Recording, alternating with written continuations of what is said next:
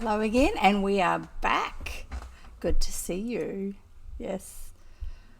Let's just see if I can get it so the picture of me is ever so slightly bigger. How's that? That's a bit better. Move it over so we don't get quite so much of the beam doing its buzzy thing. Anyway, so there we go. And I've got the microphone working, although not on the settings that I thought it was going to be. And yes, the lighting is too bright, but hey, we'll change that for next time, I think. We'll see if we can. And I've got some cheese and an apple, because I might get hungry, actually. I might get a wee slice of that now.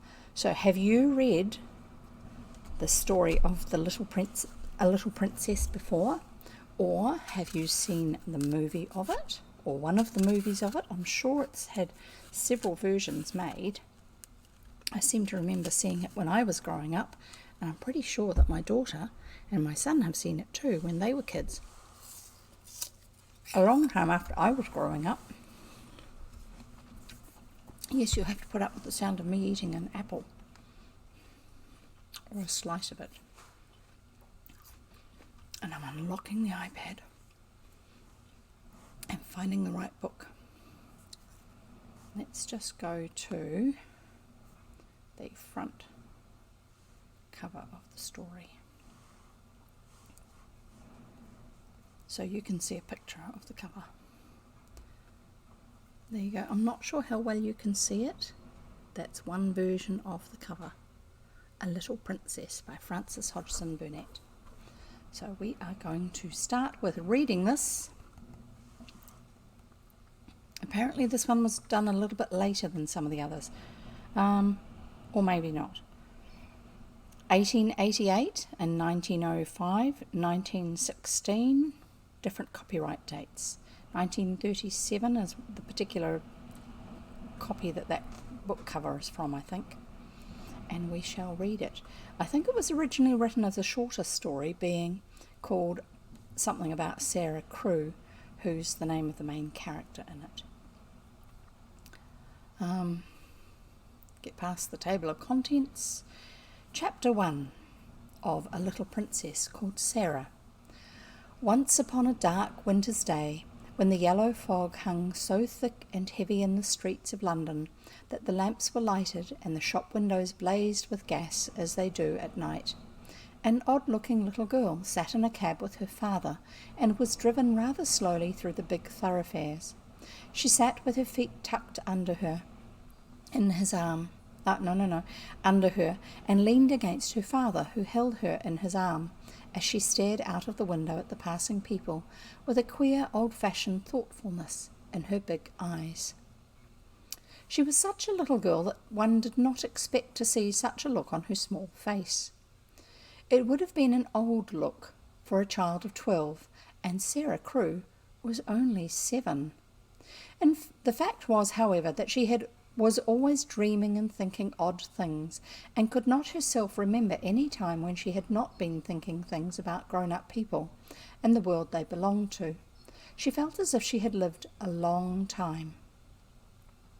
At this moment she was remembering the voyage she had just made from Bombay with her father, Captain Crewe. She was thinking of the big ship, of the Lascars passing silently to and fro on it, of the children playing about on the hot deck, and of some young officers' wives who used to try to make her talk to them and laugh at the things she said. Principally, she was thinking of what a queer thing it was that at one time one was in India in the blazing sun, and then in the middle of the ocean, and then driving in a strange vehicle through strange streets where the day was as dark as the night. She found this so puzzling that she moved closer to her father. "Papa," she said in a low, mysterious little voice which was almost a whisper. "Papa." "What is it, darling?" Captain Crewe answered, holding her closer and looking down into her face. "What is Sara thinking of?" "Is this the place?" Sara whispered, cuddling still closer to him. "Is it, Papa?" "Yes, little Sara, it is. We have reached it at last." And though she was only 7 years old, she knew that he felt sad when he said it. It seemed to her many years since he had begun to prepare her mind for the place, as she always called it. Her mother had died when she was born, so she had never known or missed her. Her young, handsome, rich, petting father seemed to be the only relation she had in the world. They had always played together and been fond of each other. She only knew he was rich because she heard people say so when they thought she was not listening, and she had also heard them say that when she grew up she would be rich too. She did not know all that being rich meant. She had always lived in a beautiful bungalow and had been used to seeing many servants who made salams to her and called her Missy Sahib. Salams are like bows of honouring. When it's like in the court, like a royal court, you curtsy if you're a girl and you bow if you're a boy. While salams in India were where the servants would bow their head down to honour you because you were supposedly above them. And they called her Missy Sahib and gave her her own way in everything. She had had toys and pets and an ayah who worshipped her, and she had gradually learned that people who were rich had these things. That, however, was all she knew about it. During her short life, only one thing had troubled her, and that thing was the place she was to be taken to some day. The climate of India was very bad for children, and as soon as possible they were sent away from it, generally to England and to school. Pardon me. She had seen other children go away and had heard their fathers and mothers talk about the letters they had received from them. She had known that she would be obliged to go also, and though sometimes her father's stories of the voyage and the new country had attracted her, she had been troubled by the thought that he could not stay with her. "Couldn't you go to that place with me, Papa?" she had asked when she was 5 years old. "Couldn't you go to school too? I would help you with your lessons." "But you will not have to stay away for very long. But you will not have to stay for a very long time, little Sara," he had always said. "You will go to a nice house where there will be a lot of little girls, and you will play together, and I will send you plenty of books, and you will grow so fast that it will seem scarcely a year before you are big enough and clever enough to come back and take care of Papa." She had liked to think of that, to keep the house for her father, to ride with him and sit at the head of his table when he had dinner parties, to talk to him and read his books. That would be what she would most like in the world, and if one must go away to the place in England to attain it, she must make up her mind to go. She did not care very much for other little girls, but if she had plenty of books, she could console herself. She liked books more than anything else, and was, in fact, always inventing stories of beautiful things and telling them to herself. Sometimes she had told them to her father, and he had liked them as much as she did. "Well, Papa," she said softly, "if we are here, I suppose we must be resigned." He laughed at her old-fashioned speech and kissed her. He was really not at all resigned himself, though he knew he must keep that a secret. His quaint little Sara had been a great companion to him, and he felt he should be a lonely fellow when on his return to India he went into his bungalow knowing he need not expect to see the small figure in its white frock come forward to meet him. So he held her very closely in his arm as the cab rolled into the big dull square in which stood the house which was their destination. It was a big, dull brick house, exactly like all the others in its row, but that on the front door there shone a brass plate on which was engraved in black letters, "Miss Minchin, Select Seminary for Young Ladies." "Here we are, Sara," said the Captain Crewe, making his voice sound as cheerful as possible. Then he lifted her out of the cab, and they mounted the steps and rang the bell. Sara often thought afterward that the house was somehow exactly like Miss Minchin.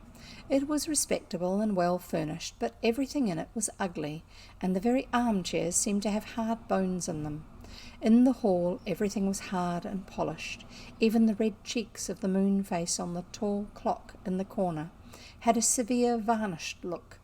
The drawing-room into which they were ushered was covered in a carpet with a square pattern on it.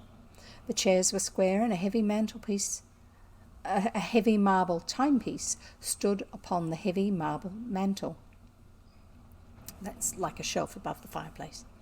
As she sat down in one of the stiff mahogany chairs, Sara cast one of her quick looks about her. "I don't like it, Papa," she said, "but then I dare say soldiers, even brave ones, don't really like going into battle." Captain Crewe laughed outright at this. He was young and full of fun, and he never tired of hearing Sara's queer speeches. "Oh, little Sara," he said, "what shall I do when I have no one to say solemn things to me? No one else is quite as solemn as you are." "But why do solemn things make you laugh so?" inquired Sara.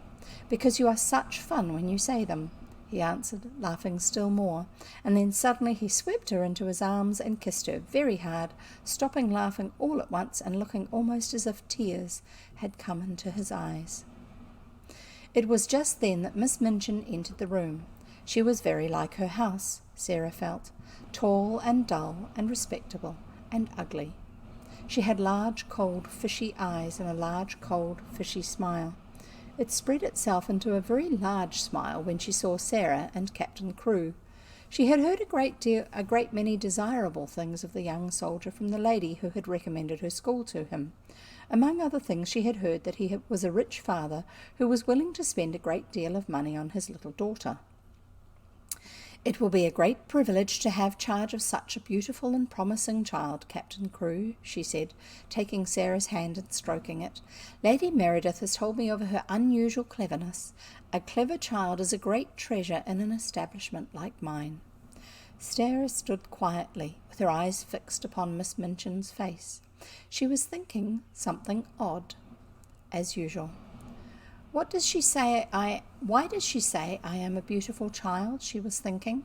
I am not beautiful at all. Colonel Granger's little girl Isabel is beautiful. She has dimples and rose-coloured cheeks and long hair the colour of gold. I have short black hair and green eyes. Besides which, I am a thin child and not fair in the least. I'm one of the ugliest children I ever saw. She is beginning by telling a story. She was mistaken, however, in thinking she was an ugly child. She was not in the least like Isabel Grange, who had been the beauty of the regiment, but she had an odd charm of her own. She was a slim, supple creature, rather tall for her age, and had an intense, attractive little face. Her hair was heavy and quite black and only curled at the tips. Her eyes were greenish-grey, it is true, but they were big, wonderful eyes, with long black lashes, and though she herself did not like the colour of them, many other people did. Still, she was very firm in her belief that she was an ugly little girl, and she was not at all elated by Miss Minchin's flattery. I should be telling a story if I said she was beautiful, she thought, and I should know I was telling a story. I believe I am as ugly as she is, in my way. What did she say that for? After she had known Miss Minchin longer, she learned why she said it. She discovered that she had said the same thing to each papa and mamma who brought a child to her school. Oh, that's giving us a little bit of an idea on what she's like.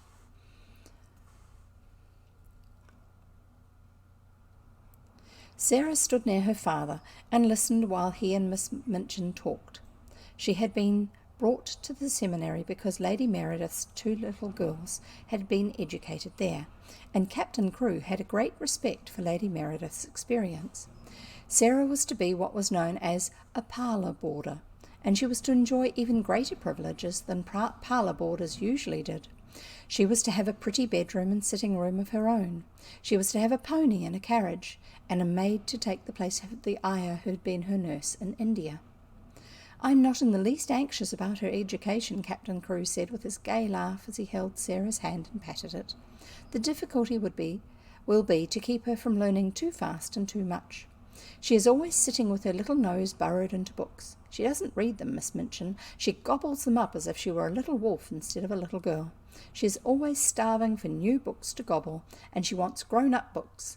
Great big fat ones, German and French as well as English, history and biography, and poets and all sorts of things.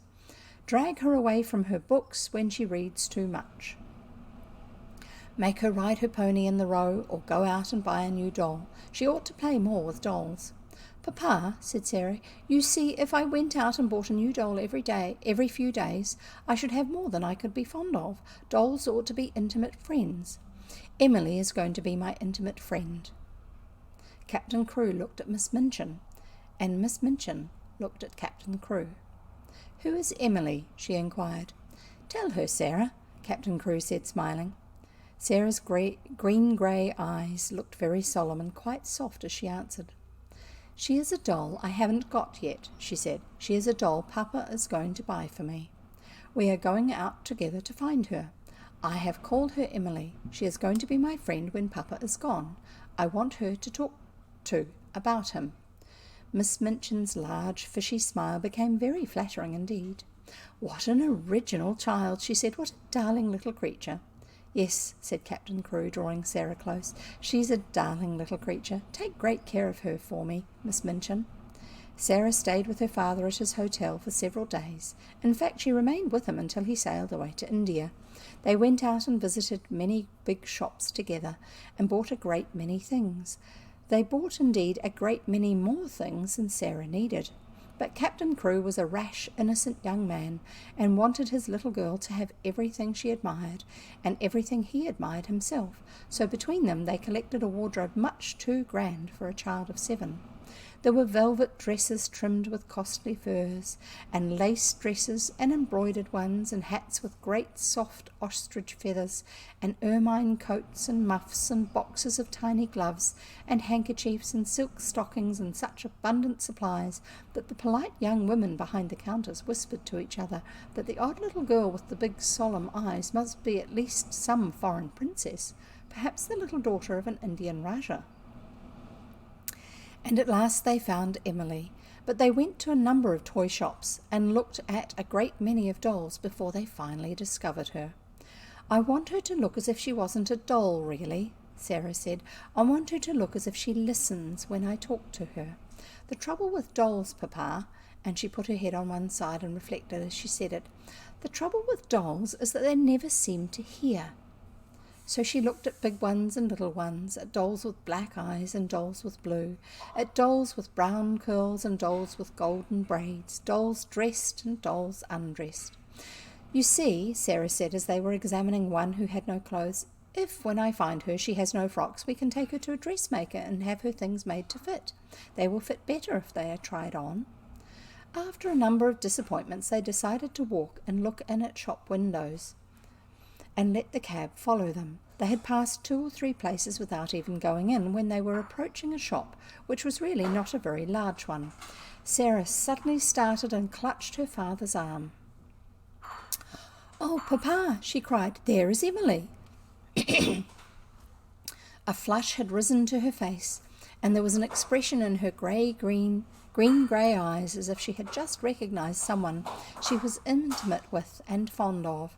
"She is actually waiting for us," she said. "Let us go in to her." "Dear me," said Captain Crewe, "I feel as if we ought to have someone to introduce us." "You must introduce me and I will introduce you," said Sara. "But I knew her the minute I saw her, so perhaps she knew me too." Perhaps she had known her. She had certainly a very intelligent expression in her eyes when Sara took her in her arms. She was a large doll, but not too large to carry about easily. She had naturally curling golden brown hair, which hung like a mantle about her, and her eyes were a deep, clear, grey blue, with soft, thick eyelashes, which were real eyelashes, not mere painted lines. "Of course," said Sara, looking into her face as she held her on her knee, "of course, Papa, this is Emily." So Emily was bought, and actually taken to a children's outfitter's shop and measured for a wardrobe as grand as Sara's own. She had lace frocks too, and velvet and muslin ones, and hats and coats and beautiful lace-trimmed underclothes, and gloves and handkerchiefs and furs. "I should like her always to look as if she was a child with a good mother," said Sara. "I'm her mother, though I'm going to make a companion of her." Captain Crewe would really have enjoyed the shopping tremendously, but that a sad thought kept tugging at his heart. This all meant that he was going to be separated from his beloved, quaint little comrade. He got out of his bed in the middle of that night and went and stood looking down at Sara, who lay asleep with Emily in her arms. Her black hair was spread out on the pillow, and Emily's golden brown hair mingled with it. Both of them had lace-ruffled nightgowns, and both had long eyelashes which lay and curled up on their cheeks. Emily looked so like a real child that Captain Crewe felt glad she was there. He drew a big sigh and pulled his moustache with a boyish expression. "Hey-ho, little Sara," he said to himself. "I don't believe you know how much your daddy will miss you." The next day he took her to Miss Minchin's and left her there. He was to sail away the next morning. He explained to Miss Minchin that his solicitors, Messrs. Barrow and Skipworth, had charge of his affairs in England and would give her any advice she wanted, and that they would pay the bills she sent in for Sara's expenses. He would write to Sara twice a week, and she was to be given every pleasure she asked for. "She is a sensible little thing, and she never wants anything it isn't safe to give her," he said. Then he went with Sara into her little sitting room, and they bade each other good-bye. Sara sat on his knee and held the lapels of his coat in her small hands, and looked long and hard at his face. "Are you learning me by heart, little Sara?" he said, stroking her hair. "No," she answered. "I know you by heart. You are inside my heart." And they put their arms round each other and kissed as if they would never let each other go. When the cab drove away from the door, Sara was sitting on the floor of her sitting room, with her hands under her chin and her eyes following it until it turned the corner of the square. Emily was sitting by her, and she looked after it too. When Miss Minchin sent her sister, Miss Amelia, to see what the child was doing, she found she could not open the door. "I have locked it," said a queer, polite little voice from inside. "I want to be by myself, if you please." Miss Amelia was fat and dumpy and stood very much in awe of her sister. She was really the better-natured person of the two, but she never disobeyed Miss Minchin. She went downstairs again, looking almost alarmed. "I never saw such a funny old-fashioned child, sister," she said. "She has locked herself in, and she's not making the least particle of noise." "It is much better than if she kicked and screamed, as some of them do," Miss Minchin answered. I expected that a child as much spoiled as she is would set the whole house in an uproar. If ever a child was given her own way in everything, she is." "I've been opening her trunks and putting her things away," said Miss Amelia. "I never saw anything like them. Sable and ermine on her coats, and real Valenciennes lace on her underclothing. You have seen some of her clothes. What do you think of them?" "I think they are perfectly ridiculous," replied Miss Minchin sharply, "but they will look very well at the head of the line when we take the school children to church on Sunday. She has been provided for as if she were a little princess." And upstairs in the locked room, Sara and Emily sat on the floor and stared at the corner round which the cab had disappeared, while Captain Crewe looked backward, waving and kissing his hand as if he could not bear to stop. And that's the end of the first chapter of A Little Princess, and we shall have more next time. So see you then. Bye-bye.